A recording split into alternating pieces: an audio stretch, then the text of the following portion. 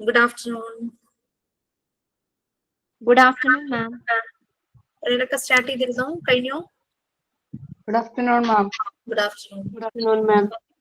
Good afternoon, ma'am. Good afternoon. Prayer കഴിഞ്ഞിരുന്നോ? ഇല്ല മാം, ഞാനാ പറഞ്ഞേ. Yes, please. ഹൃദയരാഗതന്ത്രി മീട്ടി സ്നേഹഗീതമേകിയും കർമ്മഭൂമി തളിരിടുന്ന വർണ്ണമേകിയും നമ്മിൽ വാഴുമാദിനാമം ഇന്നും വാഴ്ത്തിടാം. ഞങ്ങൾ പാടുമീ സ്വരങ്ങൾ കീർത്തനങ്ങളാകണേ.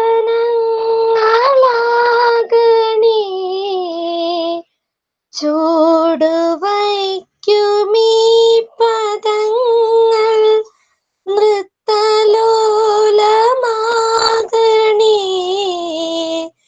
കുഞ്ഞു വീടിനുൾക്കളങ്ങൾ സ്വർഗമാകണേ. അമ്മ നൽകുമുമ്മ പോലും അമൃതമാകണേ.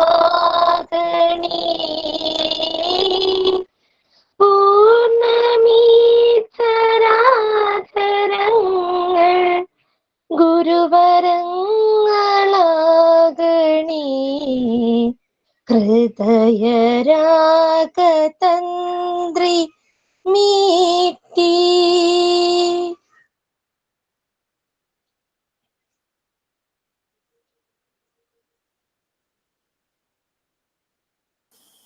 Okay, what's next? Sign in. Parayam. Good afternoon, each and everyone. Welcome to our Montessori class. Good afternoon, Jisha ma'am.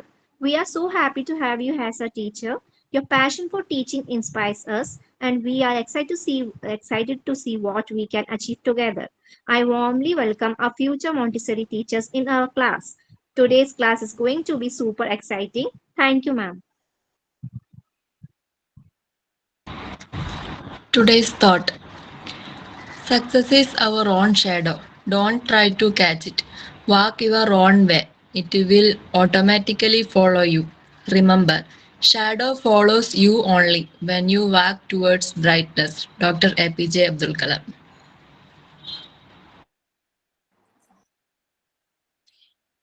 Okay, fine. So, Revati, Elizabeth, and Sweet, right? നിങ്ങൾ മൂന്നുപേരായിരുന്നല്ലേ?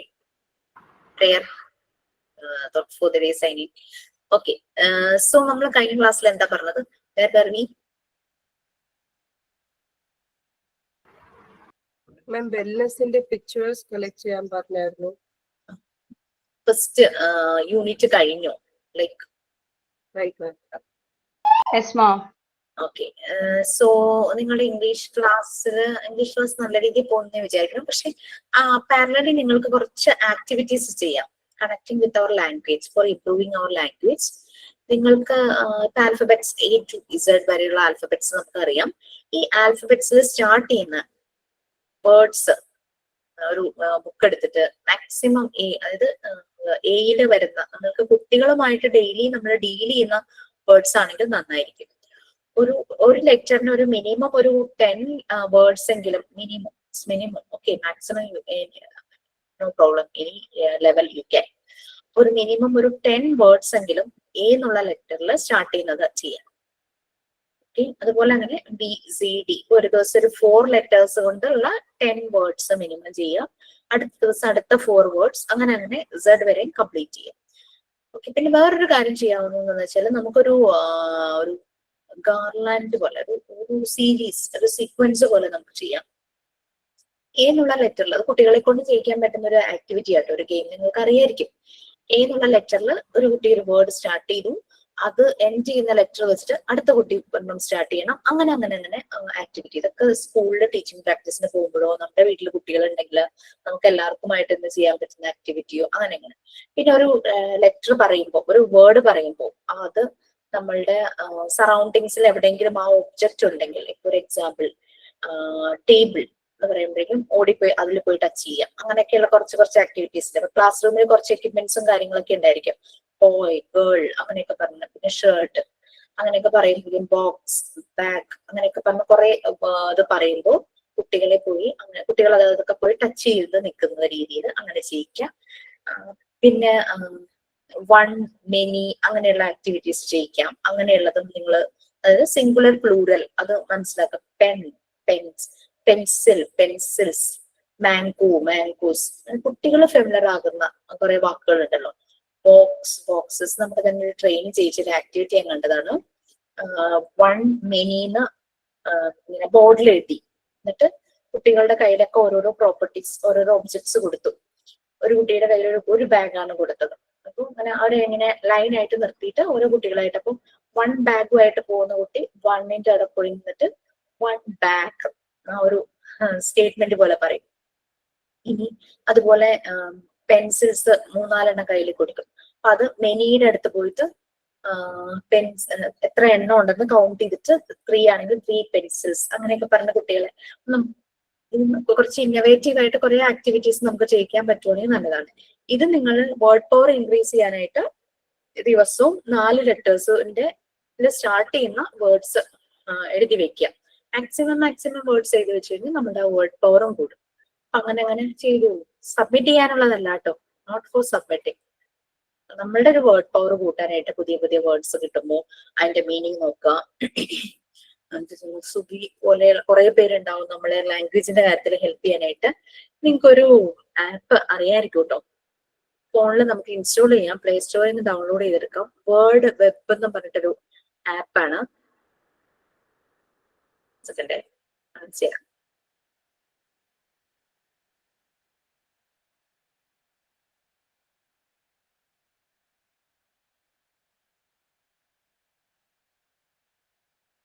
കാണാമോ?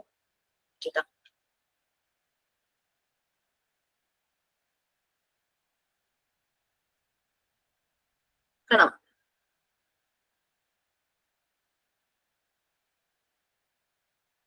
ഈ ഒരു ആപ്പ് പ്ലേ സ്റ്റോറിൽ നിന്ന് ഇൻസ്റ്റാൾ ചെയ്തിടുവാണെങ്കിൽ നമുക്ക് ഏത് വേർഡിന്റെ meaning നോക്കാനാണെങ്കിലും അതിനകത്തുണ്ടായിരിക്കും. Meaning ഉണ്ടാവും, opposite ഉണ്ടാകും, ആ ഒരു വേർഡ് വെച്ചിട്ട് ഒരു സെന്റൻസ് ഉണ്ടാകും. അങ്ങനെ പല രീതി. അതിന്റെ പ്രൊനൗൺസിയേഷൻ ഉണ്ടാകും.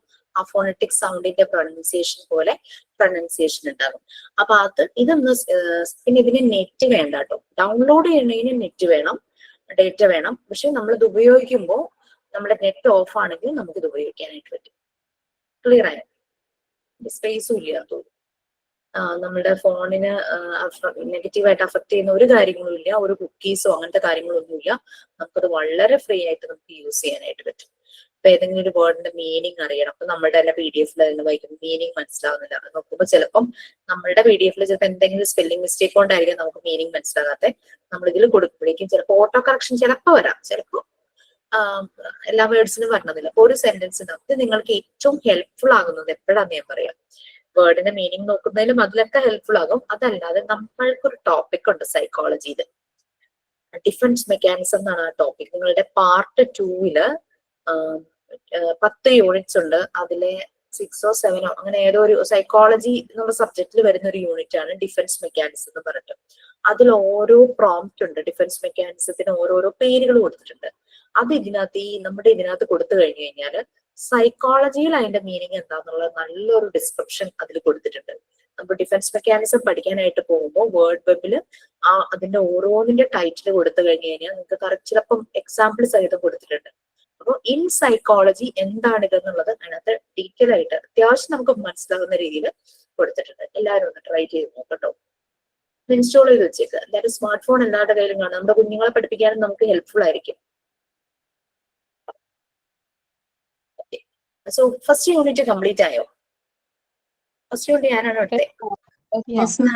സെക്കൻഡ് യൂണിറ്റ് സ്റ്റാർട്ട് ചെയ്തു. സെക്കൻഡ് യൂണിറ്റ് സ്റ്റാർട്ട് ചെയ്തു. ഫസ്റ്റ് യൂണിറ്റിൽ നമ്മൾ വെൽനസിന്റെ എല്ലാ ഡയമെൻഷൻസും പറഞ്ഞു. നിങ്ങൾക്ക് ആ ലിങ്ക് ഷെയർ ചെയ്തിരുന്നു. യെസ് മാഡം ചെയ്തു. Yes, ma'am. ഫസ്റ്റ് യൂണിറ്റിൽ പറഞ്ഞ അസൈൻമെന്റ്സ് ക്വസ്റ്റ്യനുമാണ് നിങ്ങൾക്ക് കിട്ടാനുള്ളത്. റൈറ്റ്? Yes ma'am. Assignment ആയിരുന്നു ma'am. അസൈൻമെന്റ് പറഞ്ഞല്ലേ ഉള്ളൂ, ക്ലാസ് റൂമിൽ തന്നില്ലല്ലോ. ഇല്ല തന്നിട്ടില്ല. തന്നിട്ടില്ല. പിക്ചേഴ്സ് കളക്ട് ചെയ്യാനായിട്ട് പറഞ്ഞായിരുന്നു ഗുഡ് ഹാബിറ്റ്സിന്റെ. മാം ഈ ഗുഡ് ഹാബിറ്റ്സിന്റെ അല്ലാതെ ഡയമെൻഷൻസ് ഓഫ് വെൽനെസിന്റെ ചിത്രങ്ങൾ നമ്മൾ കളക്ട് ചെയ്യണോ അതോ? വെൽനസിന്റെ പിക്ചേഴ്സ് അല്ല, ഞാൻ ഇങ്ങനെ പറഞ്ഞതായിട്ടാണ് എനിക്കൊരു ഓർമ്മ നിങ്ങളുടെ ക്ലാസ്സിൽ പറഞ്ഞു. അതായത് physical health physical fitness wellness ഇത് മൂന്നിന്റെ റിലേറ്റ് ചെയ്യുന്ന ഒരു പിക്ചറെങ്കിലും കളക്ട് ചെയ്യാനായിട്ട് പറഞ്ഞിരുന്നു. അതൊരു അസൈൻമെന്റ് ആയിട്ട് ചെയ്യുമ്പോൾ ഹെൽത്തി ഹാബിറ്റ്സിന്റെ ഒരു പിക്ചർ, ഫിസിക്കൽ ഫിറ്റ്നസിന്റെ ഒരു പിക്ചർ, വെൽനെസിന്റെ ഒരു പിക്ചർ. ഈ വെൽനെസിന്റെ ഒരു പിക്ചറിൽ അത് നമ്മുടെ ഫാമിലി പിക്ചർ ആയാലും മതി എന്ന് പറഞ്ഞായിരുന്നു. അപ്പം ഇതിനകത്ത് മാഡം ഞാൻ കണ്ടതാണ് കുറച്ച് പേര് ഫുഡ് ഐറ്റംസും കൂടെ ചെയ്തിട്ടുണ്ട്. അതൊന്ന് ക്ലിയർ ചെയ്ത് പറഞ്ഞു കൊടുക്കണേ മാം. ഫുഡ് ഐറ്റംസ് അല്ല, വെൽനെസ്സിലല്ല, എന്തോ അത് അതിന്റെ മെയിൻ ഹെഡിങ് ഞാൻ കണ്ടില്ല. പക്ഷെ അതിനകത്ത് ഫുഡ് ഐറ്റംസ് കൊടുത്തിട്ടുണ്ട്. അത് നമ്മുടെ ന്യൂട്രീഷൻ നമ്മത് വെൽനെസിന്റെ പാർട്ടായിട്ട് ചെയ്തിരിക്കുന്നത്. അതാ പല ആൾക്കാർക്ക് കൺഫ്യൂഷൻ ഉണ്ട്. ഇപ്പൊ നമ്മൾ ചിത്രങ്ങൾ കളക്ട് ചെയ്യുമ്പോൾ നമുക്ക് പല ഡയമെൻഷൻസ് ഉണ്ട് വെൽനെസ്സിനായിട്ടും. അപ്പൊ ആ പല ഡയമെൻഷൻ ആയിട്ടാണോ നമ്മൾ ചിത്രങ്ങളെ ആ ഡയമെൻഷൻ പേര് കൊടുത്തിട്ട് അതിന്റെ ചിത്രമായിട്ടാണോ വേണ്ടിയത്, അതോ കോമൺ ആയിട്ട് ഏതെങ്കിലും ഒരു ചിത്രം മാത്രം മതിയോ? ആ ഡയമെൻഷന്റേതായിട്ടുള്ള പിക്ചേഴ്സ് നിങ്ങൾക്ക് ആപ്റ്റ് ആയിട്ടുള്ള പിക്ചേഴ്സ് കളക്ട് ചെയ്യാൻ പറ്റുമെങ്കിൽ നോ പ്രോബ്ലം. പക്ഷെ കോമൺ ആയിട്ട് ഒരു പിക്ചർ എന്ന് പറഞ്ഞാൽ നമ്മുടെ വെൽബീയിങ് ആണ്. നമ്മുടെ ഇമോഷണൽ, സോഷ്യൽ, ഫിസിക്കൽ എല്ലാം കൂടി ഉള്ള സന്തോഷം, സമാധാനം, ഒരു ഫെയർ ആയിട്ടുള്ള ഒരു നമ്മുടെ ഒരു സ്റ്റേറ്റ് ഓഫ് മൈൻഡ്, നമ്മുടെ ഫിസിക്കലി മെന്റലി ഉള്ള ഒരു സ്റ്റേറ്റ് ഓഫ് മൈൻഡ് ഫെയർ ആയിട്ട് വരുന്നത്, നല്ല സന്തോഷം, സമാധാനം വരുന്നത്. അതാണ് നമ്മൾ ഫ്രണ്ട്സിന്റെ കൂടെ ഇരിക്കുന്നത്, ഫാമിലിയുടെ കൂടെ ഇരിക്കുന്നത്, പിക്നിക്കിന് പോകുന്നത്, മൂക്കി പോകുന്നത്, അങ്ങനെയൊക്കെ നമ്മൾ ഗ്രൂപ്പ് ഫോട്ടോ ഒക്കെ എടുത്ത് വെച്ചിട്ടുണ്ടെങ്കിൽ ദാറ്റ് വിൽ ബി ബെറ്റർ. പിന്നെ സുധി പറഞ്ഞ പോലെ ഓരോ ഡയമെൻഷനിലും നമുക്ക് പിക്ചേഴ്സ് ആകുമ്പോൾ ആപ്റ്റ് അത് തന്നെ ആവണം എന്നുണ്ടെങ്കിൽ ആവുകയാണ്. ഇപ്പോ കൾച്ചറൽ വെൽനെസ് നമ്മൾ അഡാപ്റ്റഡ് ആകുവാണ് ഒരു കൾച്ചറുമായിട്ട്, അല്ലെ? നമ്മൾ ഒരു ഡിഫറെന്റ് കൾച്ചറിലേക്ക് പോകുമ്പോൾ അതുമായിട്ട് നമ്മൾ പൊരുത്തപ്പെട്ട് പോകുന്നത്. സോഷ്യൽ വെൽനെസ് എന്ന് പറയുമ്പോഴും സൊസൈറ്റിയുമായിട്ട് പൊരുത്തപ്പെടുന്നതാണ്. അത് നമുക്ക് ആ പിക്ചർ കാണുമ്പോൾ നമുക്കത് ക്ലിയർ ആയിട്ട് മനസ്സിലാവുകയാണെങ്കിൽ, ഈവൻ വെൽനെസിനെ പറ്റി അറിയാവുന്ന നമുക്കത് ക്ലിയർ ആണെങ്കിൽ അത് കുഴപ്പമൊന്നുമില്ല. പിന്നെ ഫുഡ് ഐറ്റംസ് നമുക്ക് ഫിസിക്കൽ വെൽനെസ്സിൽ നമ്മൾ ബാലൻസ്ഡ് ഡയറ്റ് എന്ന് പറയുന്നുണ്ട് അതിനകത്ത്. ഇനി അത് ഉദ്ദേശിച്ചാണോ ഫുഡ് ഐറ്റംസിന്റെ പിക്ചർ വെച്ചാവോ? ഫിസിക്കൽ ഹെൽത്തില് ഫുഡ് ഐറ്റംസ് വരില്ലേ? ഹെൽത്തി ഫുഡ് അത് വരും. ഹെൽത്തില് നമ്മൾ ഹെൽത്തി ഫുഡ് കഴിക്കുന്നത്, അതായത് നല്ല ബാലൻസ്ഡ് ന്യൂട്രീഷ്യസ് ആയിട്ടുള്ള ഫുഡ് കഴിക്കുന്നത്, ജങ്ക് ഫുഡ് ഒഴിവാക്കിക്കൊണ്ടുള്ള ഇത് കഴിക്കുന്നത്, അത് വരും. ഓക്കെ, സോ സെക്കൻഡ് യൂണിറ്റിലേക്ക് പോകാം. നിങ്ങൾക്ക് റെക്കോർഡിനെ കുറിച്ച് നിങ്ങൾക്ക് ഞാൻ ഡേറ്റ തന്നിരുന്നു. മാം ഒരു ഡൗട്ട് ഉണ്ട്. നമുക്ക് സെക്കൻഡ് റെക്കോർഡ് തന്നിരുന്നു, അതില് കലണ്ടർ വരക്കാൻ പറഞ്ഞില്ലേ? അതിലൊരു ഓപ്ഷൻ കൊടുത്തിരുന്നില്ല, ലേബർ, ചൈൽഡ് ലേബർ എന്നുള്ള. അതെങ്ങനെയാണ് ഫോട്ടോ ടിക്ക്? ആ ഡൗട്ട് ഉണ്ട്. കലണ്ടർ വരക്കുമ്പോ എങ്ങനെയാണ് ഇത് അതിൽ ഉൾപ്പെടുത്തുക? അതിലാകെ പറഞ്ഞിരിക്കുന്നത് കുട്ടികളുടെ എഡ്യൂക്കേഷനെ പ്രൊമോട്ട് ചെയ്യുന്ന രീതിയിലും ചൈൽഡ് ബെഗിങ്, ചൈൽഡ് ലേബറിനെയൊക്കെ നമ്മൾ ഒഴിവാക്കുന്ന രീതിയിലുള്ള തോട്ട്സ് എഴുതണം എന്ന് പറഞ്ഞു. പക്ഷെ ചില കുട്ടികൾ പല ആക്ടിവിറ്റീസ് ചെയ്യുന്നത്, സ്കൂളിൽ പോകുന്നത്, പിന്നെ കുഞ്ഞായിരിക്കുന്നത്, അങ്ങനെ ഫോട്ടോസ് ഒക്കെ ഓരോരോ മന്തില് കുട്ടികളുടെ ആ ഡെവലപ്മെന്റ് ഗ്രോത്തിന്റെ പല പല മൈൽ സ്റ്റോൺസ് പോലെ ഉണ്ടാവുമല്ലോ. അപ്പൊ അതിനനുസരിച്ച്, അല്ലെങ്കിൽ ഇൻഫൻസി, ചൈൽഡ്ഹുഡ്, അഡോളസൻസ്, അഡൾട്ട്ഹുഡ്, ആ ഒരു രീതിയിൽ അങ്ങനെയും ഫോട്ടോസ് ഒക്കെ ഒട്ടിക്കാം. അങ്ങനെ ചെയ്യുന്നത് നല്ലത് തന്നെയാണ്. ആകെ നമ്മൾ അതിനകത്ത് മെൻഷൻ ചെയ്തിരിക്കുന്നത് നല്ല കോട്സ് വേണമെന്ന് പറഞ്ഞിട്ടുണ്ട്. പറഞ്ഞ കാര്യങ്ങൾ ചെയ്യാം. നിങ്ങൾക്ക് കുറെ കൂടെ ബ്യൂട്ടിഫുൾ ആക്കണമെങ്കിൽ കുറെ കൂടെ പിക്ചർ ആയിട്ട് എന്തെങ്കിലുമൊക്കെ ചെയ്യണം എന്ന് ചെയ്യും. പക്ഷെ റിലേറ്റ് ചെയ്യണം ഇതുമായിട്ട്. ഫ്ലവേഴ്സ് ഒട്ടിച്ചാലും പ്രശ്നമൊന്നുമില്ല. കലണ്ടർ ഒന്ന് ഭംഗിയാക്കാറ്. നമ്മുടെ കലണ്ടറിൽ നമുക്ക് കാണാമല്ലോ ഓരോ ഡേയിലും. ചില കലണ്ടറിലൊക്കെ എന്താ പറയാ, വേൾഡ് വണ്ടേഴ്സും പിന്നെ ഹിസ്റ്റോറിക്കൽ ബിൽഡിങ്സിന്റെ ഫോട്ടോയും അങ്ങനെ വാട്ടർഫോളിന്റെ പിക്ചേഴ്സ് ഒക്കെ വെച്ച് അങ്ങനെ കലണ്ടർ അവർ ഭംഗിയാക്കിയിട്ടുണ്ടല്ലോ. നിങ്ങൾക്ക് അങ്ങനെ എന്ത് ചെയ്യാം. നമ്മൾ അതിനകത്ത് മെൻഷൻ ചെയ്ത കാര്യം ഒന്ന് ശ്രദ്ധിക്കണം. ചൈൽഡ് ലേബറിനെ നമ്മൾ അതിന് അഗെയിൻസ്റ്റ് ആയിട്ടുള്ള കോട്ട്സും കുട്ടികളുടെ എഡ്യൂക്കേഷൻ പ്രൊമോട്ട് ചെയ്യുന്ന കോട്ട് അങ്ങനെയുള്ളതൊക്കെ ഓരോ മന്തിലും വേണമെന്ന് പറഞ്ഞിട്ടുണ്ടായിരുന്നു. അതൊന്ന് ശ്രദ്ധിച്ചാൽ മതി. ബാക്കി എന്ത് ഡിസൈനും വേണമെങ്കിലും ചെയ്യും. അല്ല മിസ്സേ, അപ്പൊ അസൈൻമെന്റിൽ ഒറ്റ പിക്ചർ ഒട്ടിച്ചാൽ മതിയോ ഫിറ്റ്നസും വെൽനെസ്സും ആയിട്ടൊക്കെ ബന്ധപ്പെട്ടത്? Minimum 1 picture for each area. അതായത് ഹെൽത്തിന് ഒരെണ്ണം, ഫിസിക്കൽ ഫിറ്റ്നസിന് ഒരെണ്ണം, വെൽനെസ്സിന് ഒരെണ്ണം. ഓക്കെ, അപ്പൊ അങ്ങനെ 3 ഏരിയയിലും 3 പിക്ചേഴ്സ് മതി അറ്റ്ലീസ്റ്റ്. നിങ്ങൾക്ക് എത്ര വേണമെങ്കിലും ചെയ്യാം എന്നാണ് പറഞ്ഞത്. കോട്ട് എഴുതേണ്ടത് ഞാൻ എഴുതിയത് ഞാൻ പറയാം. കലണ്ടറിന്റെ മുകളിലത്തെ പോർഷനിൽ കുറച്ച് സ്പേസ് ഒഴിവാക്കിയിട്ട്, ചില കലണ്ടറൊക്കെ കണ്ടിട്ടില്ലേ, ഹാഫ് ഭാഗത്ത് ഏതെങ്കിലും നല്ല ബ്യൂട്ടിഫുൾ പിക്ചർ, താഴെയായിരിക്കും അതിന്റെ ഡേയ്സിന്റെ വരുന്നത്. ഞാൻ എഴുതിയത് മുകളിൽ ഹാഫ് അല്ല, ഒരു 1/3 എടുത്തിട്ട് അവിടെ ഒരു കോട്ട് എഴുതി, ബാക്കി 2/3 കലണ്ടറിന്റെ ഡേറ്റും കാര്യങ്ങളും ഇട്ടത്. പിന്നെ ഞാൻ അതിനകത്ത് സൺഡേസ് മാത്രം ആണ് കളറിൽ ഇട്ടത്, പിങ്ക് കളറും മറ്റേതെല്ലാം ബ്ലൂ കളറിലുമാണ് ഡേയ്സ് എഴുതിയത്. നിങ്ങൾക്ക് മെയിൻ ഈവന്റ്സ് ഒക്കെ വരുന്നതൊക്കെ മാർക്ക് ചെയ്യാം കേട്ടോ. അങ്ങനെയൊക്കെ അതിനെയൊക്കെ ഹൈലൈറ്റ് ചെയ്യാം. മാം, നമുക്ക് ഇഷ്ടപ്പെട്ട ഏതെങ്കിലും ഒരു മന്ത് സെലക്ട് ചെയ്താൽ പോലെ. ഇഷ്ടപ്പെട്ട മന്ത് അതിൽ ഏതെങ്കിലും ഒരു മന്ത് നമുക്ക് ഇഷ്ടപ്പെട്ട ഒരു മന്ത് സെലക്ട് ചെയ്താൽ പോലെ. ഫുൾ മന്ത് 12 മന്ത്സും എഴുതണം. ഒരു കലണ്ടറാണ് നമ്മൾ ഉണ്ടാക്കുന്നത്. അതായത് കലണ്ടർ എന്ന് പറയുമ്പോൾ എന്താ, ജാൻ തുടങ്ങിയിട്ട് ഡിസംബർ വരെയും വേണ്ടേ, ജനുവരി തുടങ്ങി ഡിസംബർ വരെയും വേണം, 12 മാസങ്ങളും വേണം. ഒരു കലണ്ടറാണ് നമ്മൾ ഉണ്ടാക്കുന്നത്. മാം, ഞങ്ങൾക്ക് ഒരു മോഡൽ എന്തെങ്കിലും കാണിച്ചു തരുമോ? ഞാൻ ഇന്ന് ക്ലാസ്സിൽ എന്റെ കലണ്ടർ കാണിച്ചില്ലായിരുന്നു? ഇല്ല, ഞാൻ കണ്ടിട്ടില്ല. അത് ഞാൻ ക്ലിയർ റെക്കോർഡ് ക്ലാസ് കണ്ടില്ലേ? 1 സെക്കൻഡ്.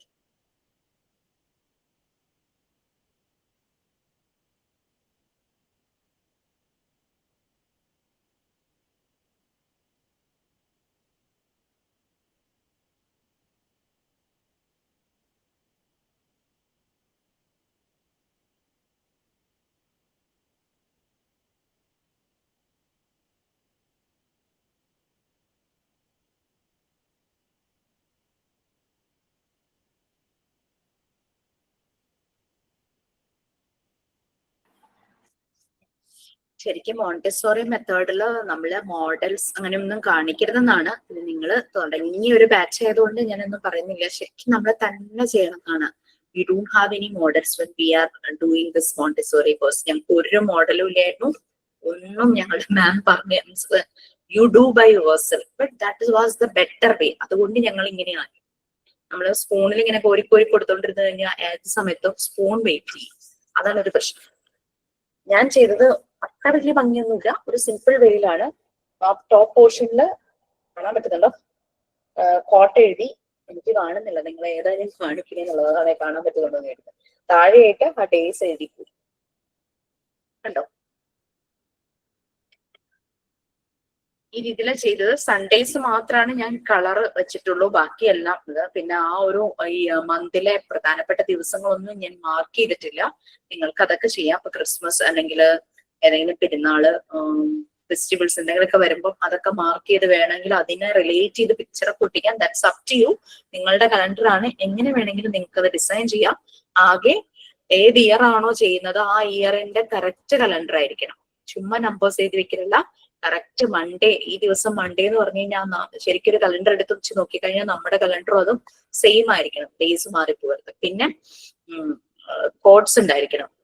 ഈ ചൈൽഡ് ലേബർ, ചൈൽഡ് ബേക്കിംഗ്, അതിനെ കുറിച്ചുള്ള അവയർനെസ്, അതിന് അഗെയിൻസ്റ്റ് ആയിട്ട് അതിനെ പ്രൊമോട്ട് ചെയ്യാതിരിക്കുന്ന രീതിയിലുള്ള കോഡ്സ് കൊടുക്കണം. കുട്ടികളുടെ എഡ്യൂക്കേഷൻ ആണ് ഇമ്പോർട്ടന്റ്, കുട്ടികൾ കളിക്കണം, അങ്ങനെയുള്ള രീതിയിലുള്ള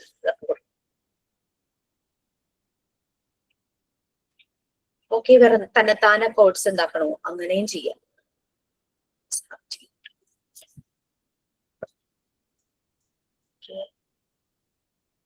നമ്മൾ ചിന്തിക്കും, നമ്മളിങ്ങനെ സഹായിക്കാനും ഒരു ഐഡിയയും ഇല്ലാതെ ഇങ്ങനെ ഇരിക്കുന്ന സമയത്ത് ഇങ്ങനെ നമ്മളൊന്ന് ജസ്റ്റ് ഒന്ന് ഒരു ചെറിയൊരു മെഡിറ്റേഷൻ ഒക്കെ ചെയ്ത് നമ്മൾ പതുക്കെ അങ്ങനെ ആലോചിക്കുമ്പോൾ നമുക്ക് കുറെ ഐഡിയാസ് കിട്ടും. കാരണം ഇനി ഇതെല്ലാം ഇനി ഭയങ്കരമായിട്ട് തന്നെ ചെയ്യേണ്ട ഇനി റെക്കോർഡ്സ് വരാൻ കിടക്കുന്നേ ഉള്ളൂ. തന്നെ നിങ്ങളെ റൈംസ് എഴുതും, നിങ്ങൾ തന്നെ സ്റ്റോറി എഴുതുന്നവരുണ്ടാകും.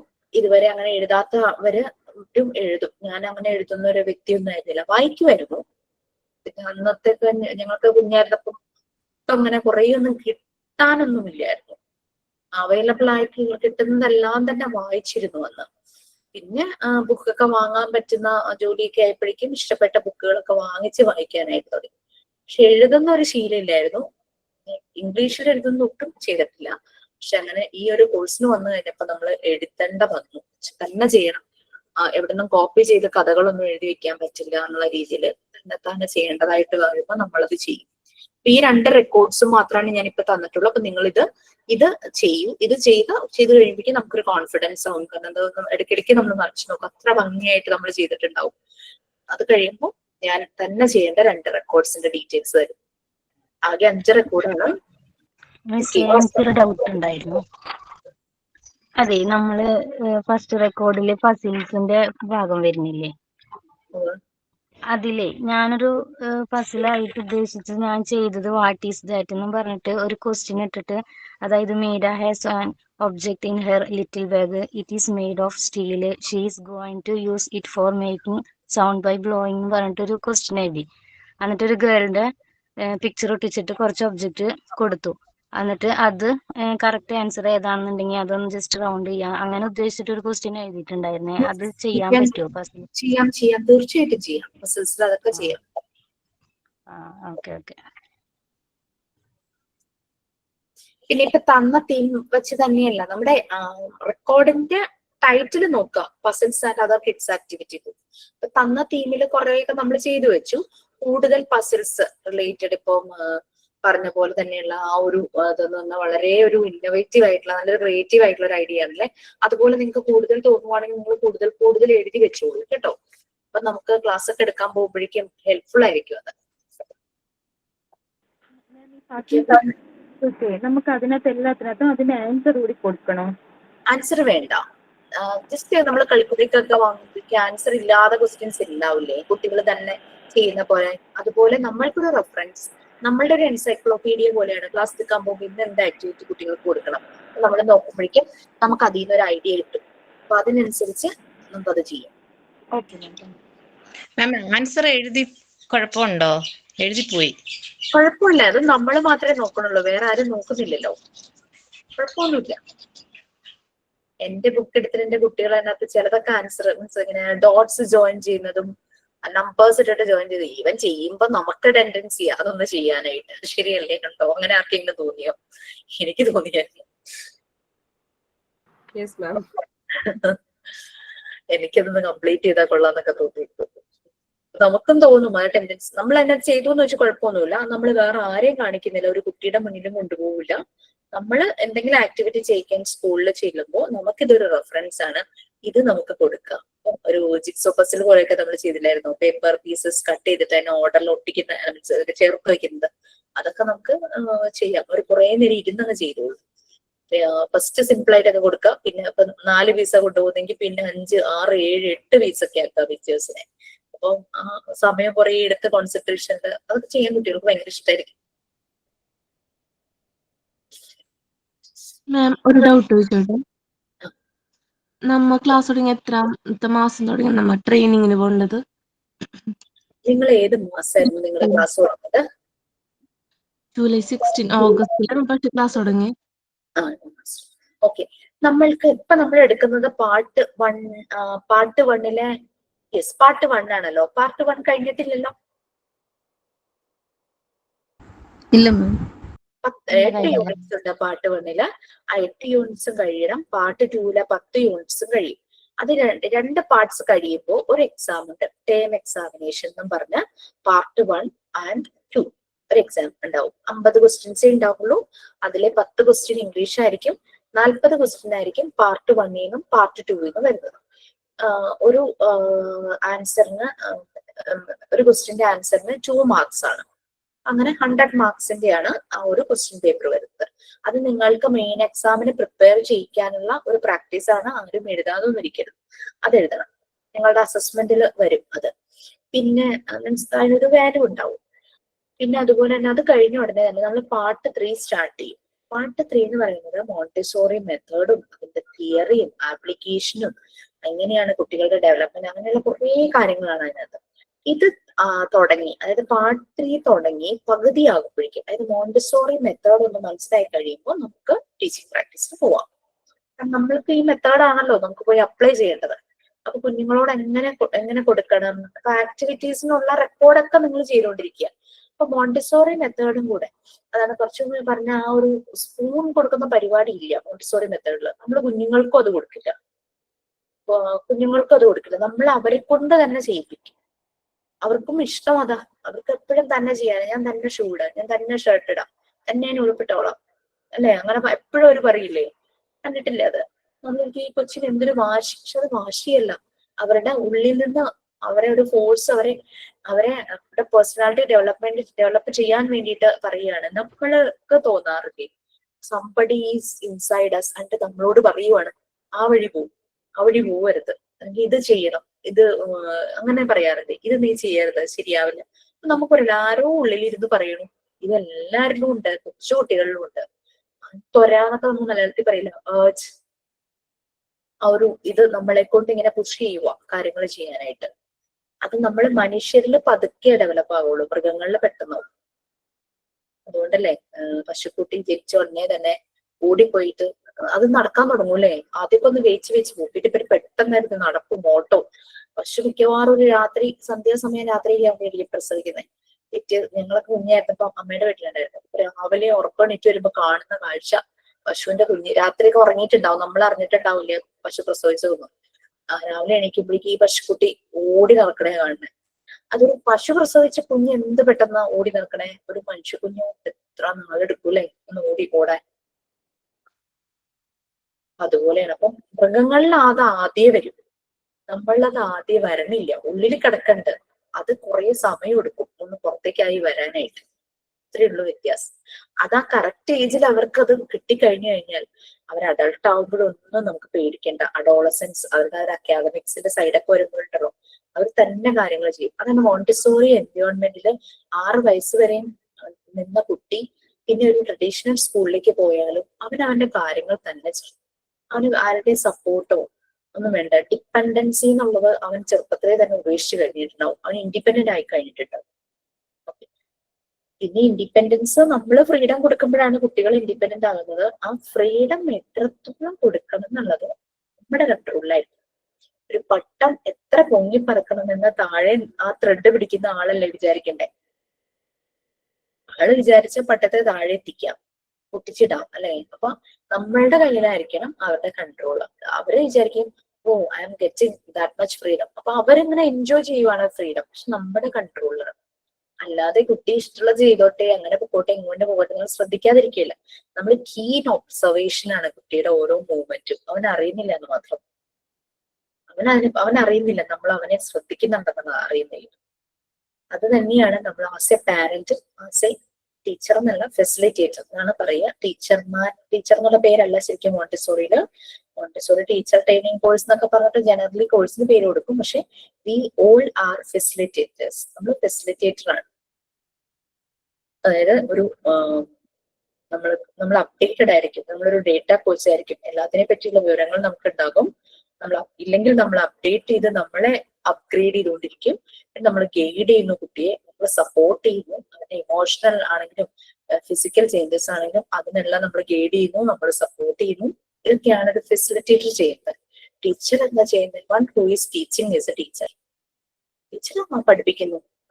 മിക്ക സ്കൂളുകളിലും പോകുമ്പോൾ കേൾക്കുന്ന ഒരു കാര്യം, ടീച്ചർമാര് കൂടുതൽ പറയുന്ന കാര്യം, ഞാൻ ജനറലൈസ് ചെയ്യല്ല, പക്ഷെ കേൾക്കുന്ന ഒരു കാര്യം എന്ന് പറഞ്ഞു കഴിഞ്ഞാൽ പോർഷൻ തീർക്കണം.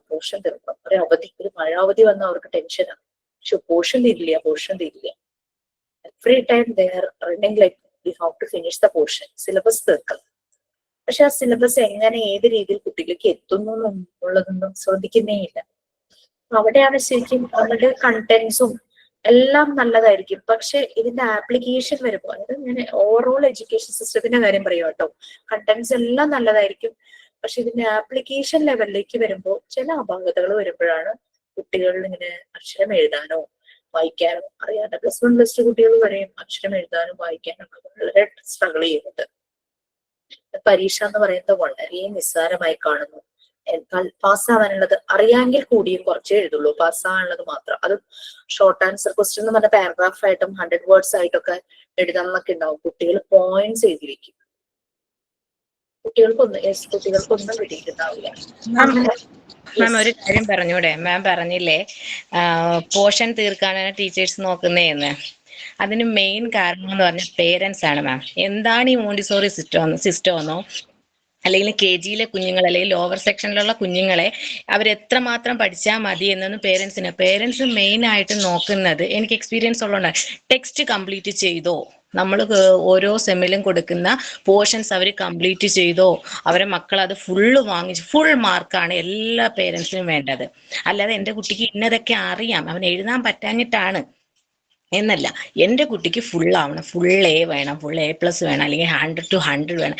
ഇതാണ്. അപ്പൊ ആദ്യം നമ്മൾ പേരൻസിനാണ് എന്താണ് മോണ്ടിസോറി എന്ന്, നമ്മുടെ മെത്തേഡ് എന്താണെന്നും പറഞ്ഞു കൊടുക്കേണ്ടത്. അപ്പൊ ഞാൻ കണ്ടതിൽ വെച്ചിട്ട് കുറച്ച് സ്കൂളുകൾ ആ ഒരു സിസ്റ്റം ഫോളോ ചെയ്യുന്നത്, ടെക്സ്റ്റ് തന്നെ ചാപ്റ്ററുകൾ സ്കിപ്പ് ചെയ്താ പഠിപ്പിക്കുന്നത്. ഫസ്റ്റ് ചാപ്റ്റർ പഠിപ്പിച്ചു കഴിഞ്ഞാൽ അതുമായിട്ട് റിലേറ്റ് ചെയ്ത് ചിലപ്പോൾ 4th ചാപ്റ്റർ ആണെങ്കിൽ ആ ചാപ്റ്ററെ അവർ പഠിപ്പിക്കത്തുള്ളൂ. അപ്പൊ പേരൻസ് അവിടെ ചോദിക്കുമ്പോൾ അവർക്ക് പറഞ്ഞു കൊടുക്കുന്നുണ്ട്. ചില പേരൻസ് അക്സെപ്റ്റ് ചെയ്യും, ചിലർ അക്സെപ്റ്റ് ചെയ്യത്തില്ല. അതാണ് മെയിൻ നമ്മുടെ ഈ കേരളത്തിലെ എഡ്യൂക്കേഷൻ സിസ്റ്റത്തിൽ മെയിൻ പേരൻസിന് വേണ്ടത് മാർക്കാണ്. ശരിയാ, ശരിയാ. അപ്പം അത് നമ്മൾ എത്രയൊക്കെ വിചാരിച്ചാലും അതിൽ മാറ്റം വരുത്താനാണ് ഭയങ്കര ടഫായിട്ട് വരുന്നത്. ഇത് പറഞ്ഞ പോലെ പാരന്റ്സിനും അവയർനെസ് വേണം, ടീച്ചേഴ്സിനും അവയർനെസ് വേണം എന്നുള്ളൊരു. പിന്നെ നമ്മളുടെ ഒരു സിലബസ് ഇത്രയും അക്കാദമിക് വർക്കിംഗ് ഡേയ്സിൽ തീർക്കാനായിട്ട് പറ്റൂ എന്നുള്ളതും ഒരു ക്വസ്റ്റ്യൻ മാർക്കാണ്. ഇങ്ങനെ കുറെ, അതുകൊണ്ടാണല്ലോ ഇപ്പൊ വെക്കേഷൻ ഏപ്രിൽ മെയ് മാറ്റിയിട്ട്, ഈ മഴ അവധി വരണ ഏപ്രിൽ മെയ് മാറ്റിയിട്ട് ഈ ഒരു സമയത്തേക്ക് ആക്കുവാണോ എന്നുള്ളത്. അങ്ങനെയൊക്കെ കുറച്ച് ഡിസ്കഷൻ, ഓപ്പൺ ഫോറം ഡിസ്കഷൻ ഒക്കെ നടക്കണ്ടായിരുന്നല്ലോ. എല്ലാവർക്കും അഭിപ്രായം പറയാന്നൊക്കെ പറഞ്ഞിട്ട്. അങ്ങനെ അക്കാദമിക് കലണ്ടറിൽ വർക്കിംഗ് അവേഴ്സ് കുറയുന്നത് കൊണ്ടാണ് അങ്ങനെ ഒരു കാര്യമൊക്കെ തീരുമാനത്തിലൊക്കെ ഉണ്ട്. ഈ കമ്മിങ് സാറ്റർഡേ എനിക്ക് തോന്നുന്നു കുട്ടികൾക്കൊക്കെ വർക്കിംഗ് ഡേ ആണെന്ന് തോന്നുന്നു. സാറ്റർഡേ അങ്ങനെ എന്തോ വർക്കിംഗ് ഡേ ഒക്കെ ആണെന്ന് തോന്നുന്നു. അടുത്ത സാറ്റർഡേ ഇന്നൊക്കെ വർക്കിംഗ് ഡേ ആയിട്ട് പറയുന്നുണ്ടായിരുന്നു. ഓക്കെ, സോ നമ്മളിപ്പം ഹെൽത്ത് ആൻഡ് ഹൈജീൻ നമുക്ക് കുട്ടി തന്നെ ചെയ്യണം. അത് എന്ത് തന്നെയായാലും, വീട്ടിലാണെങ്കിലും നമ്മുടെ വീട്ടിലെ കുട്ടികളാണെങ്കിലും. കാരണം നമ്മൾ ചെയ്ത് കൊടുക്കുമ്പോൾ ഇവരുടെ ഒരു അഡോളസൻസ് ഏജ് ഒരു 7 years 8 years ഒക്കെ വരുമ്പോഴേക്കും ഇവർക്ക് ഭയങ്കര ഇമാജിനേഷനും ക്രിയേറ്റിവിറ്റി ഒക്കെ ആയിരിക്കും കേട്ടോ.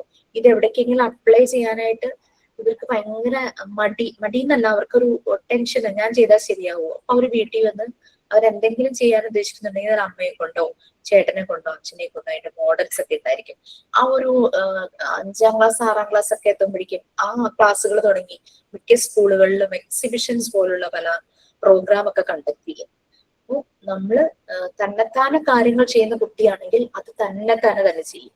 അതേസമയം ഉള്ളിൽ ഐഡിയ ഉണ്ട്, ചെയ്യാനായിട്ട് കോൺഫിഡൻസ് ഇല്ല. ദാറ്റ് മീൻസ് അവരുടെ കാര്യങ്ങളെല്ലാം ചെയ്തു കൊടുക്കുന്നത് വേറൊരാളായിരിക്കും. അപ്പൊ അവര് എപ്പോഴും ഡിപ്പെൻഡ് ചെയ്തുകൊണ്ടിരിക്കും, അപ്പോഴും ഒരാളെ. വലുതാകുമ്പോൾ കുട്ടികൾക്ക് അക്സെപ്റ്റബിൾ ആയിട്ടുള്ള ഒരു അഡൾട്ട് എപ്പോഴും അവർ സപ്പോർട്ടീവായിട്ട് നിൽക്കും. അത് ശരി തന്നെയാണ്. എന്തുണ്ടെങ്കിലും അവരോട് എന്ന് പറയും. അങ്ങനെ സ്പേസ് ഉള്ളത് നല്ലതാണ്. പക്ഷെ തന്നെ ചെയ്യേണ്ട കാര്യം, അപ്പൊ അഡൾട്ട് അവനെ കൊണ്ട് ചെയ്യിക്കുന്ന രീതിയിൽ തന്നെ ഉള്ള ഒരു അഡൾട്ട് ആണെങ്കിൽ അവന്റെ ഗ്രോത്തിന് അത് ഹെൽപ്പ് ചെയ്യും. ആ ഒരു ഇതാണ് ശരിക്കും വേണ്ടത്. ഓക്കെ, സോ നമ്മള് ഹെൽത്ത് ആൻഡ് ഹൈജീൻ അല്ലേ പറഞ്ഞിട്ടുണ്ട്. എവിടെ വരെ ഷെയർ ചെയ്യാം.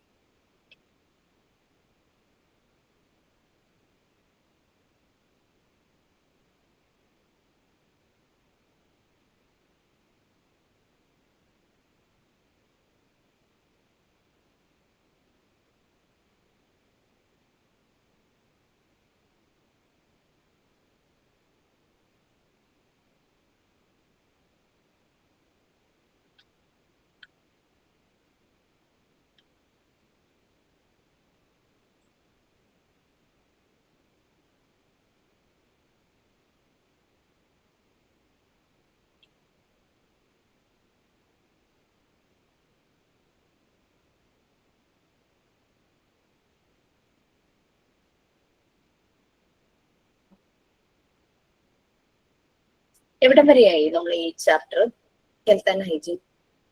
ഫസ്റ്റ് 2 പാരഗ്രാഫ് ആണ് മാം വായിച്ചത്. കറക്ഷൻസ് തന്നു മാം അതിന്റെ. ഓക്കെ, മറ്റേ ഗോഡസിന്റെ കാര്യമൊക്കെ പറഞ്ഞില്ലേ, ഹൈജിയ അതൊക്കെ പറയുമായിരുന്നോ? പറഞ്ഞു.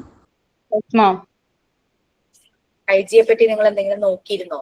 എനിക്ക് കേൾക്കുമ്പോ ഒരു ക്യൂരിയോസിറ്റി അല്ലേ, സമയം ഉണ്ടാവില്ല അല്ലെ.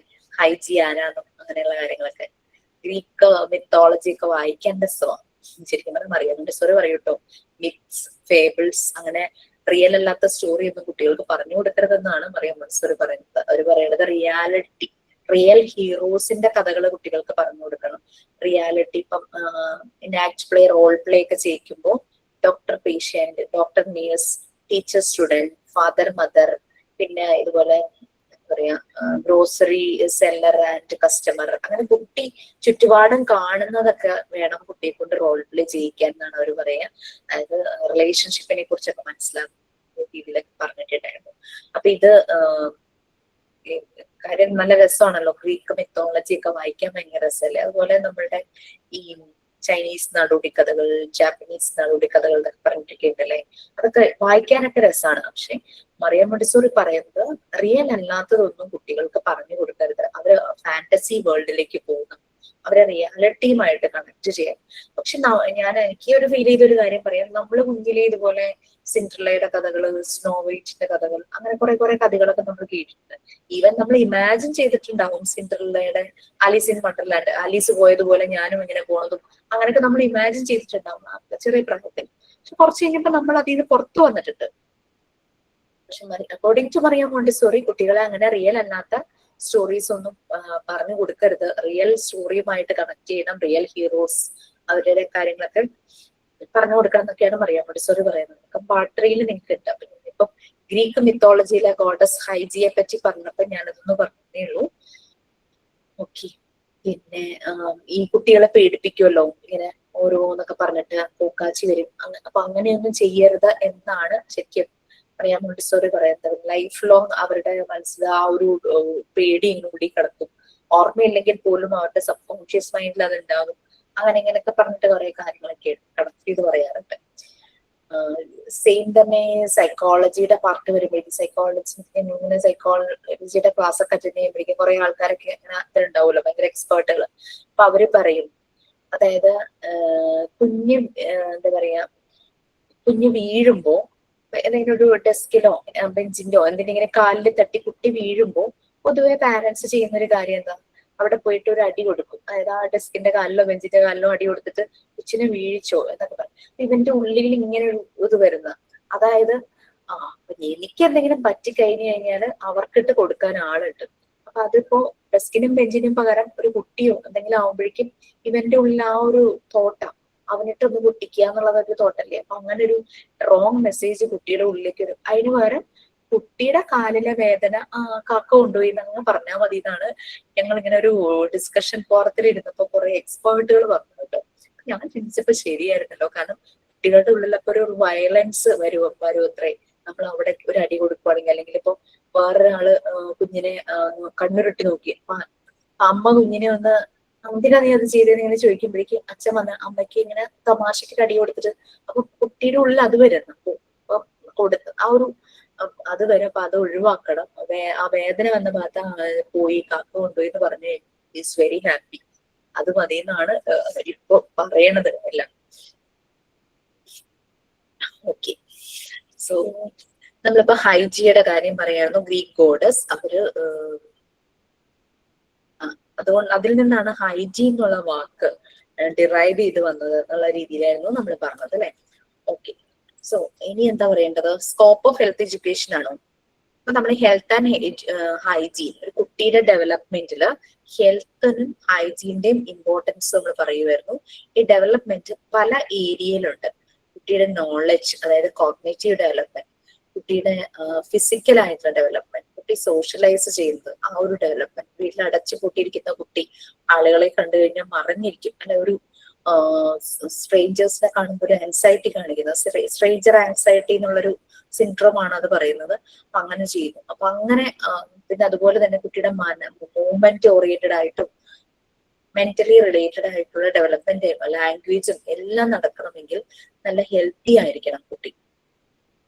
ഹെൽത്ത് പോഷകമില്ലാത്ത മാൽന്യൂട്രീഷ്യസ് ആയിട്ടുള്ള ഒരു സാഹചര്യത്തിൽ വളരുന്ന കുട്ടി എന്ന് പറഞ്ഞു കഴിഞ്ഞാൽ ഒട്ടും ആക്റ്റീവ് ആയിരിക്കില്ല. അതിങ്ങനെ ഗ്ലൂമി ആയിട്ടിരിക്കൂലെ, ലേസി ആയിട്ട്, സ്ലീപ്പി ആയിരിക്കും എപ്പോഴും. ഇപ്പൊ ക്ലാസ്സിലൊക്കെ ചില കുട്ടികളെ കാണാൻ നിങ്ങൾക്ക് സ്ലീപ്പി ആയിട്ട് ഇങ്ങനെ ഇരിക്കും. അവരൊന്നും മിണ്ടില്ല, എന്ത് ചോദിച്ചാലും മിണ്ടില്ല, ഒരു ശല്യം ഇല്ലാണ്ട് ഒരു ഭാഗത്ത് ഇങ്ങനെ അടങ്ങിയിരിക്കും, സ്ലീപ്പി പോലെ, അതൊന്നും ചെയ്യില്ല. ഭക്ഷണവും മര്യാദയ്ക്ക് കഴിക്കില്ല, അങ്ങനെ ഇങ്ങനെയൊക്കെ പറഞ്ഞ് നിങ്ങളെ കുട്ടികളെ കാണാനായിട്ട് പറ്റും. ഒരു കുട്ടിയുടെ ഡെവലപ്മെന്റ് ഒന്നും മിണ്ടില്ല, ലാംഗ്വേജ് ഒന്നും അവളിൽ പുറത്തു വരുന്നില്ല, അനങ്ങയില്ല, കളിക്കൂ, മറ്റു കുട്ടികൾ ഗ്രൂപ്പായിട്ട് കളിക്കുമ്പോൾ ഇവ കളിക്കില്ല. അങ്ങനെ ഫിസിക്കലൊക്കെ ആയിട്ടുള്ള ഒത്തിരി വിഷമങ്ങൾ അവനുണ്ടാവും. അതാണ് ഹെൽത്ത് എന്ന് പറയുന്നത് ഒരു നെസസറി കണ്ടീഷനാണ്. നമ്മൾ ആദ്യത്തെ യൂണിറ്റ് പറഞ്ഞു ഹെൽത്ത് എന്ന് പറയുന്നത് നമുക്ക് നമ്മുടെ ശരീരത്തിന്റെ ആരോഗ്യം എന്ന് പറഞ്ഞാൽ നല്ല ഹൈജീൻ ആയിട്ടുള്ള ന്യൂട്രീഷ്യസ് ആയിട്ടുള്ള ഭക്ഷണം കഴിക്കണം. പിന്നെ നമ്മളുടെ ഹാബിറ്റ്സ് ഹൈജീനിക് ആയിട്ടുള്ള ഹാബിറ്റ്സ് ആയിരിക്കണം എന്ന് പറയും. അപ്പൊ ഹെൽത്തിലേക്ക് എത്തണമെങ്കിൽ നമ്മളുടെ ഹൈജീൻ വളരെ ഇമ്പോർട്ടന്റ് ആയിരിക്കണം, അല്ലെ? ഹെൽത്തിലേക്ക് എത്താനുള്ള ഒരു റൂട്ട്, വേ, മാർഗം, വഴി എന്നൊക്കെ പറയില്ലേ, ഹെൽത്തിനെ നമ്മൾ ലക്ഷ്യമാക്കി വെക്കുവാണെങ്കിൽ അതിലേക്ക് എത്താനുള്ള ഒരു മാർഗമാണ് ഹൈജീൻ എന്ന് പറയുന്നത്. ഓക്കെ, ഹെൽത്തിനെയും ഹൈജീനെയും കുറിച്ച് പറഞ്ഞു. നമുക്കറിയാം നമ്മൾ എന്തിനെ പറ്റിയെങ്കിലും ഒരു ഇൻഫർമേഷൻ കിട്ടിക്കഴിഞ്ഞു കഴിഞ്ഞാൽ നമ്മൾ അതിനെ ശരിക്കും നെല്ലും പതിരും വേർതിരിച്ച് മനസ്സിലാക്കുന്നൊക്കെ പറയില്ല. അതായത് ജസ്റ്റ് അതിന്റെ നല്ല ക്ലിയർ കട്ടായിട്ട് നമുക്ക് ആ കിട്ടിയ വിവരം ഇതിനെപ്പറ്റി നമ്മളൊന്ന് അനലൈസ് ചെയ്യും. പിന്നെ എന്താ, നമുക്കതൊരു നോളജാണ്. ഫോർ എക്സാമ്പിൾ, ഇപ്പൊ ഒരു നമ്മുടെ കയ്യിലൊരു പുതിയൊരു മൊബൈൽ പഴയത് കേടായി പുതിയത് വാങ്ങേണ്ടതായിട്ട് വരും. മൊബൈൽ കിട്ടിക്കഴിയുമ്പോൾ നമുക്ക് അത്യാവശ്യം അതിന്റെ ബേസിക് നമ്മൾ യൂസ് ചെയ്യുന്ന കാര്യങ്ങൾ ഒന്ന് മനസ്സിലാകണം, യൂസർ ഫ്രണ്ട്ലി ആകണം. അപ്പൊ നമ്മളത് മനസ്സിലാക്കി കഴിഞ്ഞു കഴിയുമ്പോൾ ആ ഇൻഫർമേഷൻ നമ്മൾ അനലൈസ് ചെയ്ത് ഉപയോഗിച്ചൊക്കെ മനസ്സിലാക്കി കഴിയുമ്പോൾ പിന്നെ അതൊരു ആ സെയിം ഫോൺ വേറൊരാൾ വാങ്ങുമ്പോൾ നമുക്ക് അയാൾക്ക് അത് പറഞ്ഞു കൊടുക്കാനായിട്ട് പറ്റും, അല്ലെ? എങ്ങനെ ഇത് ഓപ്പറേറ്റ് ചെയ്യണം, എങ്ങനെ ഇത് ഉപയോഗിക്കണം, ഇതിനകത്ത് മെസ്സേജ് എങ്ങനെ ചെയ്യണം, അല്ലെങ്കിൽ വാട്സപ്പ് ഇൻസ്റ്റാൾ ചെയ്യേണ്ടത് എങ്ങനെയൊക്കെ നമുക്ക് പറഞ്ഞു കൊടുക്കാനായിട്ട് പറ്റും. ഡിസ്പ്ലേയിൽ ഇങ്ങനെയായിരിക്കും കാണിക്കുക, സ്കോള് വേറൊരു സ്ഥലത്ത് നടക്കും, അങ്ങനെ ഇങ്ങനെയൊക്കെ കുറെ കാര്യങ്ങളൊക്കെ നമുക്ക് പറഞ്ഞു തരും. നമ്മളവിടെ എന്താ ചെയ്തേ, നമ്മൾക്ക് കിട്ടിയ ഇൻഫർമേഷൻ നല്ലപോലെ മനസ്സിലാക്കി നമ്മളത് നോളജ് ആക്കി വെച്ചു, ഒരു അറിവ്. അത് വേറൊരാൾക്ക് ആവശ്യം വന്നപ്പോൾ നമ്മൾ പകർന്നു കൊടുത്തു. അതുപോലെ തന്നെയാണ് ഹെൽത്ത് എഡ്യൂക്കേഷൻ, അവയർനെസ് ആണ്. എങ്ങനെയുള്ള ഹെൽത്തി ലൈഫ് നമ്മൾ ജീവിക്കും, എങ്ങനെ നമ്മൾ ഹൈജീൻ ആയിരിക്കും, അങ്ങനെയുള്ളതിന്റെ അവയർനെസ് ആണ്. പക്ഷെ എഡ്യൂക്കേഷൻ എന്ന് പറയുന്നത് നമ്മൾ കാര്യങ്ങൾ അറിയുക എന്നുള്ളത് മാത്രമല്ല, അറിഞ്ഞത് നമ്മളുടെ പേഴ്സണൽ ലൈഫിലേക്ക്, നമ്മളുടെ സറൗണ്ടിങ്സിലേക്ക്, നമ്മൾ ജീവിക്കുന്ന കമ്മ്യൂണിറ്റി എല്ലായിടത്തേക്കും നമ്മൾ അപ്ലൈ ചെയ്യുമ്പോഴാണ് അതിനൊരു അർത്ഥം വരുന്നത്. നമുക്കറിയാം, ഇപ്പൊ എനിക്ക് ഹെൽത്ത് എഡ്യൂക്കേഷന്റെ അവയർനെസ് എല്ലാം അറിയാം, പക്ഷെ ഞാനത് എന്റെ ലൈഫ് സ്റ്റൈലിലേക്ക് അപ്ലൈ ചെയ്യുന്നില്ലെങ്കിൽ എനിക്ക് അതുകൊണ്ട് കാര്യമില്ലല്ലോ, ഞാൻ ഹെൽത്തി ആകുന്നില്ല. ഞാൻ ഹെൽത്തി ആയിരിക്കണമെങ്കിൽ എനിക്ക് ഇങ്ങനെയുള്ള അവയർനെസ് വേണം, അത് ഞാൻ എന്റെ ജീവിതത്തിലേക്ക് അപ്ലൈ ചെയ്യണം. അപ്പൊ ഹെൽത്ത് എഡ്യൂക്കേഷന്റെ ഒരു സ്കോപ്പ് എന്ന് പറയുന്നത് അതാണ്. നമുക്ക് അവിടെ ഒരു 6 പോയിന്റ്സ് ആയിട്ട് കൊടുത്തിട്ടുണ്ട്. ഹെൽത്ത് എഡ്യൂക്കേഷൻ ഏതിനെയൊക്കെ ഫീച്ചേഴ്സ് എന്തൊക്കെയാണ് എന്തുമായിട്ടൊക്കെ കണക്ട് ചെയ്യുന്നത് ഒരു 6 പോയിന്റ്സ് കൊടുത്തിട്ടുണ്ട്. അപ്പോൾ 2 പോയിന്റ്സ് വെച്ചിട്ട് ഓരോരുത്തർക്ക് വായിക്കാം. സ്ക്രോൾ ചെയ്യാട്ടോ.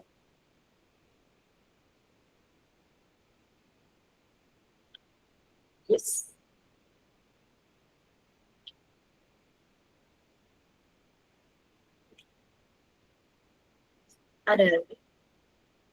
first 2 points.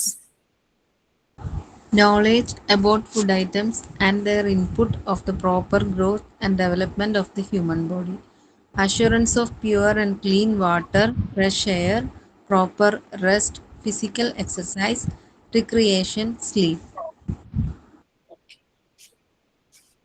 So, നമുക്കറിയാം ഹെൽത്തി ഫുഡ്, എങ്ങനെയുള്ള ഭക്ഷണം കഴിക്കണം, അതിന്റെ പ്രോപ്പർ ഏത് ടൈമില് എത്ര ക്വാണ്ടിറ്റി, അങ്ങനെയുള്ള കാര്യങ്ങളെല്ലാം അത് നമ്മളുടെ ഒരു ഹ്യൂമൻ ബോഡിയുടെ proper growth and development help ചെയ്യും. പിന്നെ നമുക്കറിയാം എന്തെങ്കിലും കൊച്ചു കുട്ടികൾക്ക് അത് തന്നെ ഷുഗർ അങ്ങനത്തെ പ്രശ്നങ്ങളൊക്കെ വരാറുണ്ട്, തൈറോയ്ഡ് ഇഷ്യൂസ് ഒക്കെ ഉണ്ട്. അപ്പൊ അങ്ങനെ വരുമ്പോൾ അവരുടെ ഫുഡ് ഇൻടേക്ക് അതിനനുസരിച്ച് ചേഞ്ചസ് ഒക്കെ ഉണ്ടാക്കണം. പക്ഷെ അവർക്ക് ആവശ്യം ന്യൂട്രീഷ്യസ് ആയിട്ടുള്ള കാര്യങ്ങൾ കിട്ടുകയും വേണം, അത് കാരണം അവർ വളർന്നുകൊണ്ടിരിക്കുകയാണല്ലോ. അപ്പൊ അങ്ങനെയൊക്കെ നമ്മൾ എക്സ്പേർട്ട് ആയ ഏതെങ്കിലും മെഡിക്കൽ പ്രാക്ടീഷണറുടെ അടുത്ത് പോയിട്ട് നമ്മളിതൊക്കെ പറഞ്ഞ് അവരനുസരിച്ച് നമുക്ക് ഡയറ്റീഷ്യമായിട്ട് കണക്ട് ചെയ്യുകയോ അതിനുള്ള ഡയറ്റ് തരുകയോ ഒക്കെ ചെയ്യും. പിന്നെ ഉറപ്പാക്കണം നമുക്ക് ക്ലീൻ വാട്ടർ തന്നെ കിട്ടുന്നുണ്ടോ, ഫ്രഷ് എയർ, പ്രോപ്പർ ആയിട്ടുള്ള റെസ്റ്റ്. പിന്നെ നമ്മൾ ഹെൽത്തി ആയിരിക്കാൻ ഏതെങ്കിലും രീതിയിലുള്ള ഫിസിക്കൽ എക്സസൈസസ് ചെയ്യുന്നുണ്ടോ. പിന്നെ റിക്രിയേഷൻ, നമ്മളുടെ ഹോബീസ് എന്തെങ്കിലുമൊക്കെ നമുക്ക് ഇടയ്ക്ക് ഒരു വിനോദം പോലെ വേണമല്ലോ, മൂവിക്ക് പോകുന്നതോ അല്ലെങ്കിൽ ഫ്രണ്ട്സുമായിട്ട് ഒരുമിച്ച് ഭക്ഷണം കഴിക്കുന്നതോ എവിടെയെങ്കിലും ഷോപ്പിങ്ങിന് പോകുന്നതെല്ലാം റിക്രിയേഷനിൽ പെട്ടു. പിന്നെ ചെടി നടുന്നതൊക്കെ അതിന് വരും ഒരു ഹോബി പോലെ. പിന്നെ പിക്നിക്കിന് പോകുന്നതും, പിന്നെ സ്ലീപ്പ്, ആവശ്യത്തിനുള്ള ഉറപ്പും നമുക്ക് വേണം. ഓക്കെ, അടുത്ത 2 പോയിന്റ്സ്. മാം ഒരു കോമ ഉണ്ടാവോ മാം റിക്രിയേഷൻ കഴിഞ്ഞിട്ട്? കഴിഞ്ഞിട്ടൊരു പോയിന്റ് ഉണ്ട്.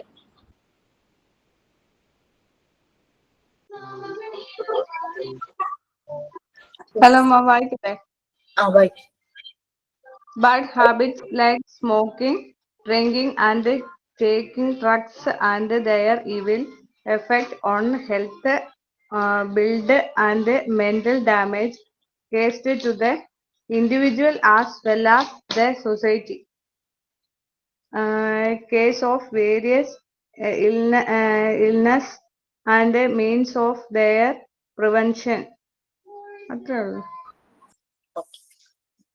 അപ്പോൾ ബാഡ് ഹാബിറ്റ്സ്, അതായത് smoking, substance using, drinking, alcohol use ചെയ്യുന്നത്, ഇതെല്ലാം ആ യൂസ് ചെയ്യുന്ന ആളുടെ ഹെൽത്തിലും അയാളുടെ ഫിസിക്കൽ ഹെൽത്തിലും മാനസികമായിട്ടും മെന്റൽ ഡാമേജും ഉണ്ടാക്കും. പിന്നെ ഇത് മറ്റുള്ളവർക്കും ബുദ്ധിമുട്ടുണ്ടാക്കും. സൊസൈറ്റിയിൽ ഇപ്പൊ ഒരു ഫാമിലിയിൽ അങ്ങനെ ഒരാളുണ്ടെങ്കിൽ ആ ഫാമിലി മുഴുവൻ അതിന്റെ ഒരു വിഷമത്തിൽ തന്നെയായിരിക്കും അവർക്ക് ആ ബുദ്ധിമുട്ടുണ്ടാകും.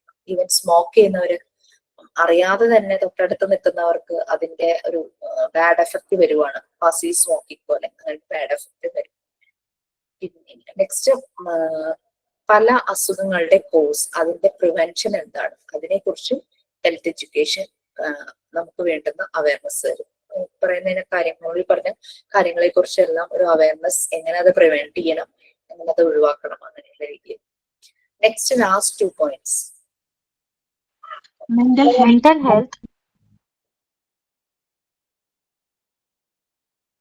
health, domestic hygiene, community hygiene, sex hygiene, etc. The importance of first aid in necessity.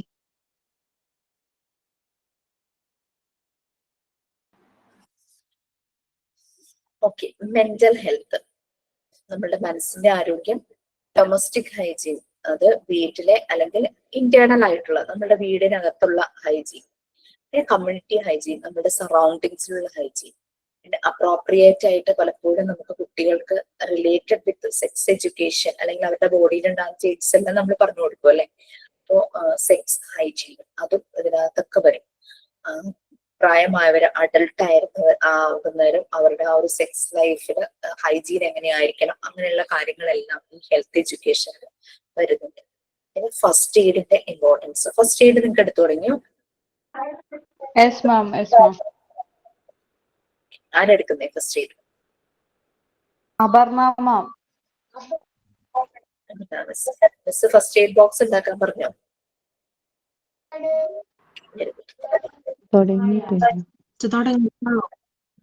Okay, so നമ്മളുടെ വീട്ടിലും നമ്മളുടെ പേഴ്സണൽ ആയിട്ടുള്ള ഹൈജീൻ, നമ്മളുടെ വീട്ടിലെ ഹൈജീൻ, അതുപോലെ നമ്മുടെ ചുറ്റുപാടുമുള്ള ഹൈജീൻ, പിന്നെ ഏജ് അപ്രോപ്രിയേറ്റ് ആയിട്ട് നമ്മൾക്ക് സെക്സ് എഡ്യൂക്കേഷൻ അതും അവയർനെസ്സും പ്രൊവൈഡ് ചെയ്യേണ്ടതായിട്ടുണ്ട്. പിന്നെ ഫസ്റ്റ് എയ്ഡ്, എല്ലാ വീട്ടിലും ഫസ്റ്റ് എയ്ഡ്. കുഞ്ഞുങ്ങളൊക്കെ ആണെങ്കിൽ ഓടി മുറിയും, കൈ പൊള്ളും. കുഞ്ഞുങ്ങൾക്ക് മാത്രമല്ല വലിയ ആൾക്കാർക്കും പറ്റും അല്ലെ, കൈ മുറിയും. അങ്ങനെ എന്തെങ്കിലുമൊക്കെ ചെറിയ ചെറിയ പ്രശ്നം ഉണ്ടായാലും പെട്ടെന്ന് തന്നെ നമുക്കൊരു ഫസ്റ്റ് കൊടുക്കേണ്ട ഒരു ക്യൂർ എന്നുള്ള രീതിയിൽ ഒരു ഫസ്റ്റ് എയ്ഡ് കൊടുക്കാം. സിവിയർ ആയിട്ട് തോന്നുവാണെങ്കിൽ പെട്ടെന്ന് തന്നെ ഹോസ്പിറ്റലിലേക്ക് ഷിഫ്റ്റ് ചെയ്യുകയും വേണം. ഓക്കെ, ഇങ്ങനെ നമുക്ക് ഹെൽത്ത് എഡ്യൂക്കേഷനിലൂടെ നമുക്ക് കുറേ ഇൻഫർമേഷൻസ്, നോളജ് നമ്മൾ അക്വയർ ചെയ്യുന്നുണ്ട്. ഈ നോളജ് നമുക്കത് അപ്ലൈ ചെയ്യാം നമ്മുടെ സ്കൂൾ ലൈഫിലും അതുപോലെ തന്നെ നമ്മുടെ പേഴ്സണൽ ലൈഫിലും നമ്മുടെ കമ്മ്യൂണിറ്റി ലൈഫിലേക്കും അപ്ലൈ ചെയ്യാനായിട്ട് പറ്റും. ഓക്കെ, ഇതാണ് ഹെൽത്ത് എഡ്യൂക്കേഷന്റെ ഒരു സ്കോപ്പ്. എവിടെയെല്ലാം എന്തെല്ലാം കാര്യങ്ങൾ നമുക്ക് അവർ പ്രൊവൈഡ് ചെയ്യും, ഏതെല്ലാം കാര്യങ്ങൾ ശ്രദ്ധിക്കണം, അങ്ങനെയുള്ള കാര്യങ്ങളെല്ലാം അവര് പറയും. അതായത് ഹെൽത്തിന്റെ വാല്യൂ, ഒരു മനുഷ്യന് ഹെൽത്ത് എന്ന് പറയാം, ഹെൽത്ത് ഈസ് വെൽത്ത് അല്ലെ. ഹെൽത്ത് എന്ന് പറഞ്ഞു കഴിഞ്ഞാൽ അത് വളരെ വാല്യൂബിൾ ആണെന്ന് നമ്മളെ മനസ്സിലാക്കിക്കുകയാണ്. പിന്നെ അതിന്റെ പേഴ്സണൽ ആൻഡ് സോഷ്യൽ ഇമ്പോർട്ടൻസ്, നല്ല ഹെൽത്തി ആയിട്ടുള്ള ഒരാൾക്ക് നല്ലൊരു ജോബ് ഉണ്ടെങ്കിൽ ആ ജോബിന് അയാൾക്ക് വളരെ നല്ല രീതിയിൽ ആ ജോബിൽ പെർഫോം ചെയ്യാനായിട്ട് പറ്റും, ജോബിന് പോകാനായിട്ട് പറ്റും, അയാൾക്ക് ഏൺ ചെയ്യാനായിട്ട് പറ്റും. അതേസമയം ഹെൽത്ത് നഷ്ടപ്പെട്ട് കഴിഞ്ഞു കഴിഞ്ഞാൽ അയാൾക്ക് ആ ജോബ് കണ്ടിന്യൂ ചെയ്യാൻ പറ്റുന്നില്ല, അയാൾക്ക് ഫോഴ്സ്ഫുള്ളി അത് ക്വിറ്റ് ചെയ്യേണ്ടതായിട്ട് വരും. അപ്പൊ നമ്മളുടെ പേഴ്സണൽ ഒരു ഇമ്പോർട്ടൻസ് തന്നെയാണ് ഹെൽത്ത് എന്ന് പറയുന്നത്. ഹെൽത്തിന്റെ വാല്യൂ മനസ്സിലാക്കുന്നത് ഇത് സോഷ്യൽ ഇമ്പോർട്ടൻസ് ആണ്. ഹെൽത്തി അല്ലാത്ത ഒരു ആൾക്ക് ഒരിക്കലും സോഷ്യലൈസ് ചെയ്യുന്ന രീതിയിലുള്ള ഫർദർ ആക്ടിവിറ്റീസിലേക്കൊന്നും പോകാനായിട്ട് പറ്റാറില്ല ഹെൽത്ത് ഇല്ലാത്ത ഒരാൾക്ക്. അയാൾക്ക് വീട്ടിൽ തന്നെ അല്ലെങ്കിൽ അയാൾക്കൊരു ലിമിറ്റഡ് എന്തെങ്കിലും പല കാര്യങ്ങളിലും ലിമിറ്റേഷൻസ് പറഞ്ഞിട്ടുണ്ടാവും. ആ ഒരു ലിമിറ്റേഷൻസിന്റെ ഉള്ളിൽ നിന്നുകൊണ്ട് തന്നെയാണ് അയാൾക്ക് സോഷ്യൽ ഇന്ററാക്ഷൻസ് ഒക്കെ നടക്കുള്ളൂ. അപ്പൊ ഹെൽത്തിന്റെ വാല്യൂവിനെ കുറിച്ച് നമ്മളെ മനസ്സിലാക്കിക്കും. അതാണ് ഹെൽത്ത് എഡ്യൂക്കേഷൻ ചെയ്യുന്നത്. So next, importance of health education.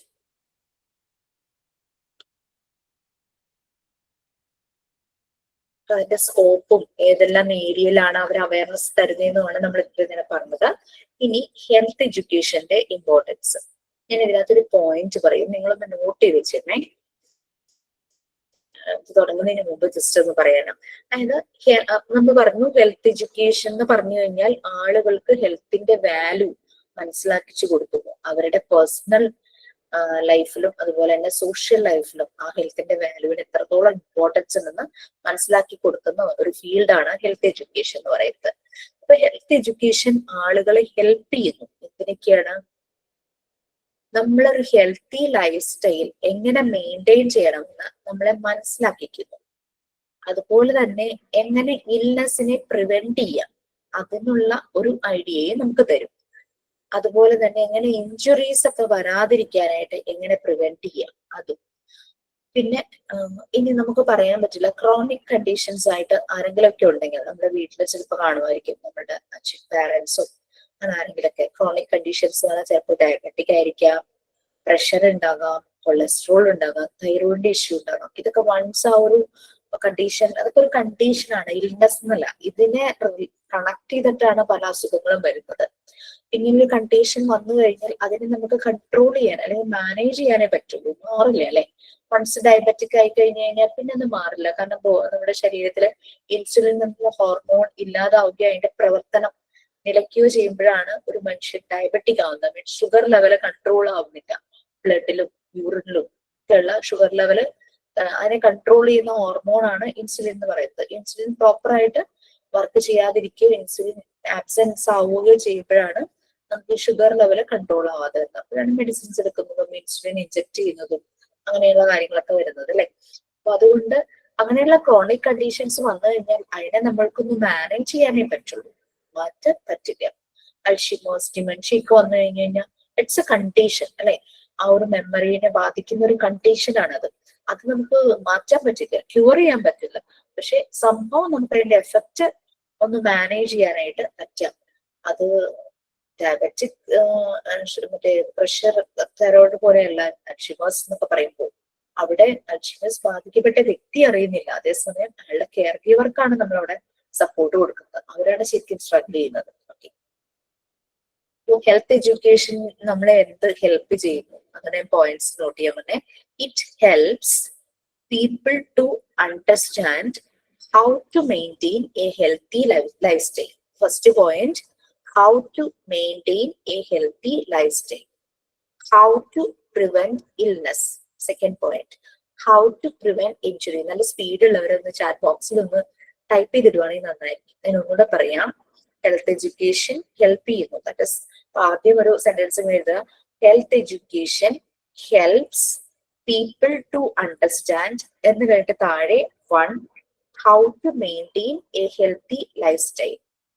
പറ്റുന്നവരൊന്ന് type ചെയ്തിട്ടേ. ഫസ്റ്റ് നമ്മൾ സെന്റൻസ് ഇങ്ങനെ കൊടുക്കുന്നു. Health education helps people to understand താഴെ 1 how to maintain a healthy lifestyle, how to prevent illness, how to prevent injuries, how to manage chronic conditions. ഇത്രയും കാര്യങ്ങൾ വരും. Message ചെയ്തിട്ട് എന്തോ എഴുതിയെടുക്കാൻ പറ്റിയില്ല. Okay. Health education help people to understand. First point എന്താ പറയാ, മഞ്ജു പ്രസീതയും എഴുതി വരുന്നുണ്ട്, ദിവ്യ എഴുതിയിട്ടുണ്ട്. അതായത് നമ്മൾ ആദ്യം ഫസ്റ്റ് സെന്റൻസ് ഇങ്ങനെ എഴുതണം. അത് മഞ്ജു എഴുതിയിട്ടുണ്ട്, മഞ്ജു പ്രൊസീഡ് ചെയ്തിട്ടുണ്ട്. Health education help people to understand കഴിഞ്ഞിട്ട് തൊട്ട് താഴെ പോയിന്റ്സ് ആയിട്ട് എഴുതുക. ഒന്നാമത്തെ പോയിന്റ് അത് പ്രൊസീഡ് എഴുതിയിട്ടുണ്ട്, ദിവ്യ എഴുതിയിട്ടുണ്ട്. How to prevent injuries, how to prevent illness, how to manage illness, how to maintain a healthy lifestyle. How to maintain a healthy lifestyle. അത് കൂടെ എഴുതിയേക്കണേ. How to manage chronic conditions.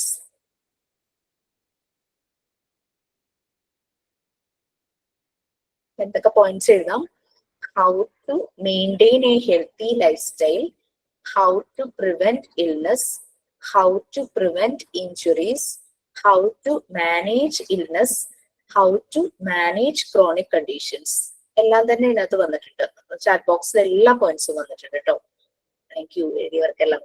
കിസ്സ എഴുതിയിട്ടുണ്ട് how to maintain a healthy life style. ഇപ്പൊ എല്ലാ പോയിന്റ്സും chat ബോക്സിൽ വന്നിട്ടുണ്ട്. First sentence ആയിട്ട് നിങ്ങൾ എഴുതണം health education helps people to understand എന്ന് കഴിഞ്ഞിട്ട് താഴെ 1 ഏത് ഓർഡറിൽ വേണമെങ്കിൽ ആവാട്ടോ. How to maintain a healthy life style, how to prevent illness, how to manage illness, how to prevent injuries and how to manage chronic conditions. നമ്മൾ once നമുക്ക് health എഡ്യൂക്കേഷനെ കുറിച്ചിട്ടുള്ള ഒരു അവയർനെസ് കിട്ടിക്കഴിഞ്ഞു കഴിഞ്ഞാൽ നമുക്കൊരു അവയർനെസ് കിട്ടി, നമ്മൾ അത് നോളജ് ആക്കി വെച്ചു അല്ലെ. ഇപ്പൊ CPR കുറിച്ചുള്ള ഡെമോ മോക്ക് ഡ്രില്ലൊക്കെ നടത്തുന്നുണ്ട് പലയിടത്തും. ഒരു ആള് കുഴഞ്ഞു വീണ് കഴിഞ്ഞാൽ എങ്ങനെ CPR കൊടുക്കും അങ്ങനെയൊക്കെ പറഞ്ഞിട്ട് അല്ലെ. അപ്പൊ നമുക്കതൊരു സ്കില്ലാണ്. നമുക്ക് അത് കൊടുക്കാനുള്ള ആ ഒരു എബിലിറ്റി നമുക്ക് കിട്ടുന്നു. That means through health education നമുക്ക് അങ്ങനെയുള്ള സ്കിൽസും കിട്ടുന്നില്ലേ, നോളജും സ്കിൽസും. പെട്ടെന്നൊരു ഡെസിഷൻ, എന്തെങ്കിലും ഒരു ഹെൽത്ത് റിലേറ്റഡ് ആയിട്ടുള്ള ഒരു കാര്യങ്ങളിൽ ഒരു ഡെസിഷൻ എടുക്കാനുള്ള നോളജും സ്കില്ലും നമുക്ക് കിട്ടും. ഹെൽത്ത് എഡ്യൂക്കേഷന്റെ ഒരു ബെനിഫിറ്റ് എന്ന് പറയുന്നത് അത് ഇൻഡിവിജ്വൽസിന് പ്രൊവൈഡ് ചെയ്യുന്നു. എന്തൊക്കെയാണ് പ്രൊവൈഡ് ചെയ്യുന്നത്? നോളജും സ്കില്ലും പ്രൊവൈഡ് ചെയ്യുന്നു.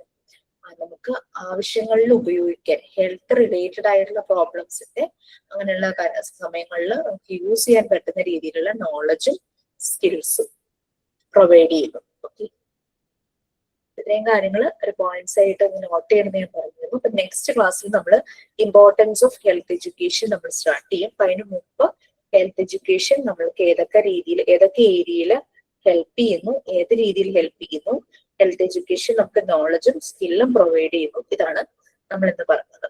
ഓക്കെ, അപ്പൊ അതിന്റെ PM സൈൻ ഔട്ട് ഉണ്ടോ ആരെങ്കിലും?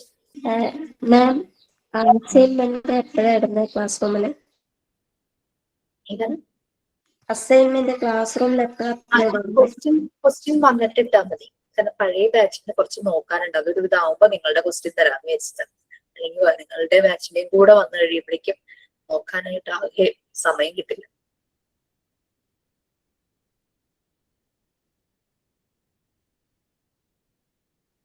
യെസ്, സൈൻ ഔട്ട് ആരെങ്കിലും ഉണ്ടെങ്കിൽ ചെയ്യാം, അല്ലെങ്കിൽ നമുക്ക് വൈൻഡപ്പ് ചെയ്യാം. ഓക്കെ മാം, ഞാൻ ശ്രീവിദ്യ. ഇന്ന് ക്ലാസ് എടുക്കാൻ വന്ന ജിഷ മിസ് ഇന്ന് നമുക്ക് ഇമ്പോർട്ടൻസ് ഓഫ് ഹെൽത്ത് എഡ്യൂക്കേഷനെ കുറിച്ച് നമുക്ക് ക്ലാസ് എടുത്തു. അതുപോലെ നമുക്ക് നമ്മുടെ ഡൗട്ട്സ് ഒക്കെ ഒന്ന് ക്ലിയർ ചെയ്ത് തന്നു. അതുപോലെ ക്ലാസ്സിൽ ജോയിൻ ചെയ്ത എല്ലാ സ്റ്റുഡൻസിനും ഞാൻ നന്ദി അറിയിക്കുന്നു, മാമിനും നന്ദി അറിയിക്കുന്നു. Thank you ma'am. കുഴപ്പമില്ല മഞ്ജു, പക്ഷെ നമ്മളിങ്ങനെ ഓക്കെ ആകുമ്പോഴേക്കും നമുക്ക് പിന്നെ ടെൻഡൻസി അല്ലേ വീട്ടിലെ ജോലികളും പലതും ഇങ്ങനെ ചെയ്യാനായിട്ട്. അപ്പം അങ്ങനെ ചെയ്യുമ്പോൾ ചെറിയൊരു സ്ട്രെയിൻ തോന്നും. പക്ഷെ നേരത്തെ അത്ര ബുദ്ധിമുട്ടില്ല കേട്ടോ. അപ്പം ഞാൻ ബുദ്ധിമുട്ട് തോന്നുവാണെങ്കിൽ ഞാൻ ബാൻഡേജ് കെട്ടി കുറച്ച് നേരമൊക്കെ ഇരിക്കും. ഇപ്പം ആശ്വാസമുണ്ട്.